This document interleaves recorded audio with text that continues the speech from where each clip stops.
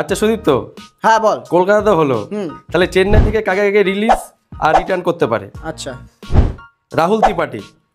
Rahul Tripathi 1 number IPL এর player, এর জন্য রিলিজ করে দেবো আমি। একদম। দীপক হুডা। দীপক হুডা 2 নাম্বার প্লেয়ার, এর জন্য রিলিজ করে দেবো আমি চেন্নাই থেকে, পরিষ্কার ভাষায়। আর বিজয় শঙ্কর। বিজয় শঙ্কর তো গড লেভেলের প্লেয়ার, এর জন্য সবার আগে আমি রিলিজ করবো চেন্নাই থেকে তাকে। আচ্ছা, রাচিন রবীন্দ্র রিলিজ না রিটার্ন? রাচিন রবীন্দ্র কিন্তু একটা বড় প্রশ্ন, এটা ডিপেন্ড করছে জাদেজা এবং সঞ্জু স্যামসনের ডিলের উপর। কারণ সঞ্জু স্যামসন যদি টিমে ঢোকে, রাচিন রবীন্দ্রের খেলা কিন্তু মুশকিল হয়ে যাবে, কারণ টপ অর্ডারে সঞ্জু স্যামসন, ঋতুরাজ গায়কোয়াড় এবং আমাদের আগের বছরে আয়ুষ মাত্রে এরা রয়েছে। রাচিন রবীন্দ্রকে কিন্তু 4-5 নম্বরে খেলানো যাবে না। তো যদি সঞ্জু স্যামসন ঢোকে তাহলে রিলিজ, না ঢুকলে ডেভেন Conway.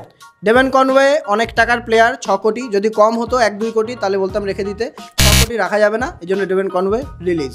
Sam Curran. Sam Curran 2.40 crore, ব্যাপক ডিল, রিটেন। আমাদের বড় ভিডিও দেখতে নিচের লিঙ্কে ক্লিক করুন এবং আরও এরকম ভিডিও দেখতে ডু ফলো অ্যান্ড সাবস্ক্রাইব।